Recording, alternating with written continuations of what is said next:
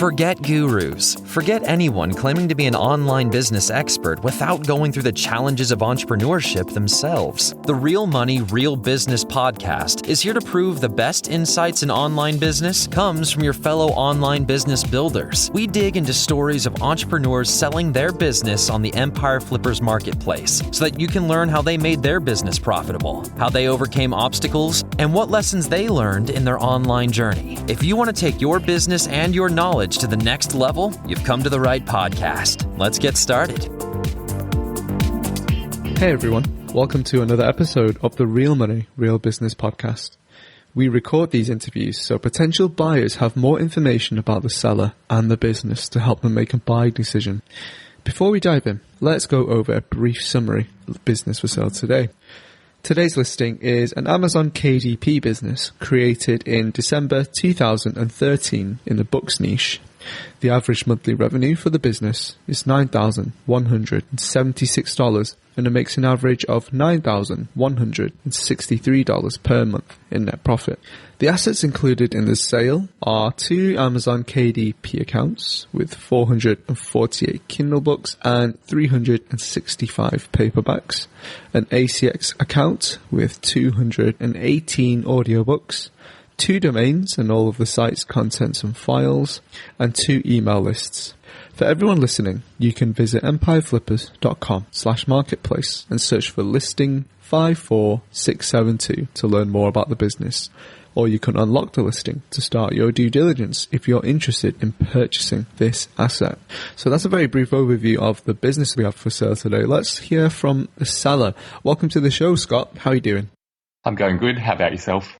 Yeah, not doing too bad, thanks. Can you just share with me then, what's your background in building or running online businesses? Yeah, absolutely. So I got started in online businesses in 2011. I initially started in sort of e-commerce, selling apparel via eBay. So I used to import gym wear, clothing, etc. From Thailand and sell that locally here in Australia via eBay. I did that for about a year and I was sort of one of the first people in this specific niche to be doing it and all was going well. Over time, more and more people picked up on that and it became not particularly profitable or worth the amount of time that I had to spend to, physically prepare orders, etc. And so from there, I sort of got out of that field, did a bit of drop shipping through a custom website that I made.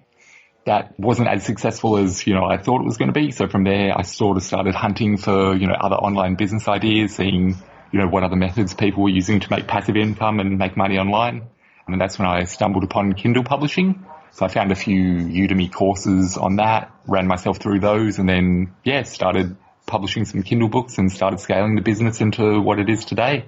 Yeah, that's great. It definitely sounds like you've bounced around from different monetizations and trying different projects to get to where you are. So you found Amazon Kindle and you've started a business with this. How did you come up with the idea to start the business in this particular niche? So I found that Kindle publishing is a lot more hands-off than, previous methods that I've used. So I found this has given me a lot more location independence, which is what I was looking for initially, building online revenue. So rather than having to, physically go to a warehouse that I had previously and, pick up stock based on orders, etc. With the Kindle publishing method, once I submit the manuscript, once I've got the cover, once I've, set it up through my KDP dashboard and publish it, the sales just start to come through. There's no more work required on my end. Obviously, you can run ads and I can run free promotions, etc. on the books, but, I don't actually have to physically touch any stock or drop shipping. I was having to, process orders when someone would order through my site. With this side of things, I only have to check in every now and then on the business. I don't actually need to, do anything as sales come in. For sure, yeah. I think KDP is one of those OG, proper online business models where everything is completely done digitally and you never touch and handle the stock. So it definitely caters towards creating a very hands-off business model, definitely. Can you just share with me, how does the business make money? Yeah, absolutely. So the money comes in via royalties from Kindle ebooks, the paperback books, which are printed on demand via Amazon, which used to be through CreateSpace, but has since migrated across to Amazon themselves. And then also the audiobook royalties. The audiobooks are submitted by ACX and are sold on Audible, etc. For sure, yeah. Why do you think that this business model is great for people who are interested in getting started with online businesses? Because like you mentioned, it is sort of one of the very hands-off methods. I mean, someone could, do a little bit of work on it to grow it. They could leave it as it is to maintain the revenue, or, I think there is a lot of opportunity with this particular business to grow the income exponentially if time is spent, on the back catalogue of books, etc. Yeah. I just want to ask you, why did you choose to create a KDP business in the niches that you've, chosen in those specific categories? So I've chosen some niches that I know, at the time of publishing were trending. So they're all sort of, year-round type books. Like I know a lot of other publishers, publish in sort of seasonal niches, whereas I've gone for sort of evergreen niches, things that I saw were trending, things that I thought might have been about to trend. Some of those worked, others didn't. But there are a couple of niches, sort of health and fitness without being too specific, as well as crafts and hobbies. I've built like a good portfolio of books in those niches. Some of the books have upwards of 500 reviews. Even in terms of replication today, like it's quite hard to compete with those books if someone wanted to try and replicate the exact same sort of thing. Just because essentially when a book is selling that well and it does have that sort of much trust via reviews, Amazon does all the promotion for you. Gotcha. Yeah, definitely makes sense there. Why are you selling the business right now instead of staying with it or growing it? I've got a few other businesses on their own platforms with partners that I'm working on, as well as I'd like to increase my investments in a few specific stocks as well. And also I'm just, to be honest, not overly passionate about it anymore. Like I did very much enjoy building it up to the point that it's at now. But yeah, I've sort of just lost interest, and I'd rather, work on these other sort of small things that we've got started, as well as just have that capital to invest. Yeah, that makes sense. I think it's natural that in our space, especially, people, have different projects going on. So it makes sense that you want to allocate your resources into those other ventures, for sure. I just want to ask you about your experience. When you were building this business in particular, what did you learn that you think you'd be able to apply to future sites of businesses? Just anything that really worked for you? Definitely like drilling down and doing as much niche research as I could to sort of qualify before spending the money to have ghostwriters, etc., write books on certain topics. Initially I was sort of publishing things, that I was interested in, that I thought, people would want, without actually qualifying those niches. So, I'd spend between $200 and $400, having a book written up, and then, wouldn't get any sales, etc., just because, I didn't qualify that niche correctly before getting into that. And then at the same time, when I did find something successful, doubling down and, creating a series in that niche, or, sort of publishing similar books to, sort of try and take ownership of that niche on Amazon. Yeah, that's definitely great insight there. Was there any software or tools that you found just really helpful for you when you were beginning to grow the business or scale the business? There weren't really any specific tools. One thing that I would definitely recommend is Canva. That is, the owner or new owner would like to do their own cover designs, etc. But essentially, using Microsoft Word for the manuscripts, that's essentially it, really. Yeah, gotcha. So, yeah, it's pretty, not a lot of equipment needed, for sure. Was there anyone who inspired you when you were building the business? Just anyone who you think would be great resources for our listeners, if they're interested in learning more about KDP? I suppose this could be certain YouTubers, influencers, or even written or video resources like that. There's not one specific resource. As I mentioned earlier, so when I did get started, I think I bought about 4 or 5 different courses on Udemy, and just going through them, there were certain marketing tactics, etc., that I didn't agree with in some, other things that I liked in others. So there's not one specific person or course, etc., that I'd recommend. But my experience, that sort of came from cultivating from multiple people and taking from each, which I thought worked, what was good, what wasn't. That definitely makes sense, yeah. Just accumulating all the different knowledge, sort of the best bits from all these different resources and seeing what works for you. Was there anything that you tried that wasn't giving you the ROI that you were hoping for? I would say, as I mentioned before, publishing in niches that weren't qualified, that I didn't qualify as being something that was trending. So like if I didn't check sales rankings of existing books, in that niche, didn't look at Amazon suggested keywords, that type of thing, didn't look at Google Trends. Pinterest was another thing that I used quite successfully to find out, niches that I should be in. So if I didn't do that and I just thought this is a good niche and spent $400 or whatnot getting a book up in there and then seeing no sales, that was definitely the biggest sort of failure. Gotcha. I just want to move over to the marketing side of things now. What do you currently do for marketing for the business? I actually don't do anything at all. So I have never spent a single dollar on Amazon ads or any type of promotion at all. Whenever I publish a book, I just run it through the 5-day free promotion.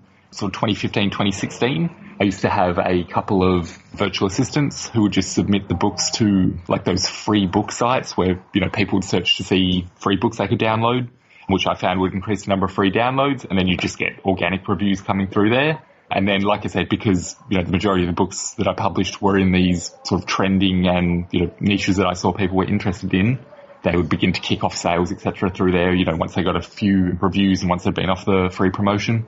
Gotcha. So it sounds like the majority of the traffic really does come from just organic, really. Yeah, absolutely. I'm not promoting anywhere else. And like I said, once the book gets a number of sales and sort of becomes an authority in that niche, Amazon will recommend that, when people finish reading other books or, on their, search page, etc. So, essentially free advertising. And yeah, I didn't see the need to spend any money on ads, etc. Although that's definitely something I think the new buyer could benefit from. Like if they want to experiment with ads on some of the best-selling books to increase revenue or, some of the ones that aren't selling very well to get them a kickstart. For sure, yeah. And we'll touch a bit more on the other opportunities to grow the business. I just want to ask you, could you describe on sort of a day-to-day or even a weekly basis, what's the type of work that you do to maintain the business?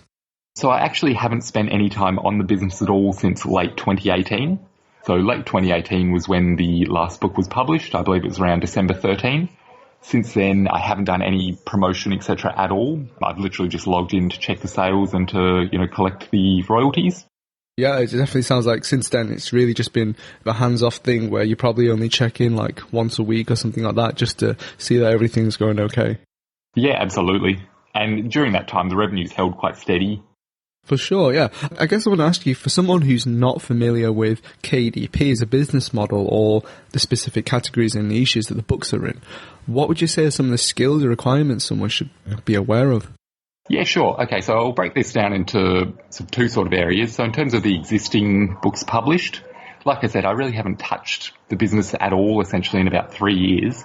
So they really don't need to do it, like in terms of technical skills. There's not really much there that they'd need to know. Sort of just becoming familiar with, the KDP dashboard, looking at KDP reports so they can understand, what the best-selling books are, what's going on there essentially. Sort of a bit of a copywriting background and research and keywords would definitely be useful, for updating, sales descriptions, updating book keywords, things like that, as keywords start to trend that are different than the ones that are listed as, keywords available for that book's search terms, updating those. And then in terms of if they wish to, begin publishing new books, essentially it's just being able to identify trends. So using tools like, Google Trends, Pinterest trending, like I said, is one of the very big tools that I think is very underrated that, I've had a lot of success with. And just, using Amazon suggested terms, etc. Just, yeah, like I said, just using those trend sort of finders to qualify new ideas so they don't waste money like I did, initially trying to publish books in niches that people aren't actually looking for. Gotcha. That's really great to know. If you did stay with the business, Scott, what are some of the ways that you try to grow it? Well, I'd definitely start to experiment running Amazon ads. Like I said, I haven't looked into that at all. I definitely think that's something that could definitely boost the revenue. Other things I would do is begin scheduling free promotions on some of the books that, don't have quite as many reviews, etc., just to get them a bit of a boost in sales rankings, to get some more organic reviews coming in, to get them, sort of back up in the sales rankings and start to bring in some more revenue. And also just updating sales descriptions on some of the books and checking keywords to make sure they're still, keywords that are being searched for, etc. If not, then, identifying more up-to-date keywords and inputting them in the book's dashboard. That's great. I think, a lot of optimization available there. And if people could do that, then potential to increase those conversion rates for sure. What would you say are some of the biggest risks with this business that a buyer should be aware of? The biggest risk, I believe, is you're on Amazon's platform, so, you're at mercy to their, rule changes, if they change royalty structures, etc. Nothing so much has changed in terms of royalty structure for as long as I have been publishing on Kindle. But, looking at other things like, Amazon Associates, etc., there's always rule changes, etc. there. So just knowing that, this isn't your own platform, you're, at mercy to Amazon, essentially. Gotcha. Okay. But then, as I mentioned, so, the business started in 2013, so it's not like, it's just popped up overnight in the last year. So compared to a lot of businesses, or particularly the Kindle publishing businesses that I've seen for sale, this is definitely one of the oldest ones that I've seen. For sure, yeah, it definitely has a lot of miles under its belt based on the business age, for sure. I mean, last few questions really from me, Scott. How much support are you offering buyers? Yep, so I'm happy to negotiate that. So I think in the listing we said 30 days of email support, but I'm happy to, throw in a few Skype calls or whatnot if they want help identifying trends, etc. for, some new books when they get started. More than happy to help with that. Depending on their skill level, like, they might not need much support, but I'm willing to negotiate and offer whatever they need. Gotcha. Are you willing to commit to a non-compete? Yes, absolutely. So the other businesses I'm working on are completely unrelated to Amazon and Kindle publishing, so I have no desire to continue going in that sort of niche, so absolutely. Sure. And are you open to negotiating something like an earn-out, like seller financing? Absolutely. My preference would be like an upfront cash payment, but depending on the buyer, we can definitely negotiate something. I'm definitely willing to discuss that. That's great to hear. Last question really from me then, Scott. If you put yourself in the shoes of a buyer, why would you say that this is a business worth buying? Okay, I would say this is worth buying for a number of reasons. So first of all, because, it's extremely hands-off. So, you could essentially, leave it as it is and, just collect the royalties like I've been doing the past few years. Alternatively, there are so many books on this account that there is a lot of opportunity to increase revenue. Like I said, just organically through doing free promotions, getting more reviews, changing keywords, as well as, looking into Amazon ads. So I definitely think it suits multiple types of buyers. Someone that wants to be completely hands-off can just leave it as is and just collect royalties. If it is someone that's looking to, build up the business or flip the business, there is a huge amount of potential there. Like I said, I haven't touched it in the last 3 years. So just in terms of the breakdown, so as we said, there are 2 KDP accounts there. So one of them hasn't been published or touched since 2016. The other one hasn't been published or touched since December 2018. And they both started at the end of 2013. So as you can see, just holding that revenue over those years just sort of gives the buyer an idea of if they are actually spending time actively each week on the business, the type of growth that you could see. That's great, yeah. Is there anything you'd like to share that you think I might have missed? No, I've just got the Word document open here with all the questions, and that pretty much covers everything, and definitely in terms of information that would share with the public, I think, as well. Well, that's great. Well, Scott, thank you so much for joining me in today's podcast. Really hope to see your KDP business get picked up by the right buyer in the very near future. Excellent. Thanks a lot, Vinny. All right, everyone. Thanks for listening. To learn more and see if this listing has already been sold, head over to empireflippers.com/marketplace and search for listing number 54672. If you're watching this on YouTube, click the link in the description to go straight to the listing. And once you've unlocked this listing, you'll be given everything you need to know about the business. So until next time, enjoy your digital journey.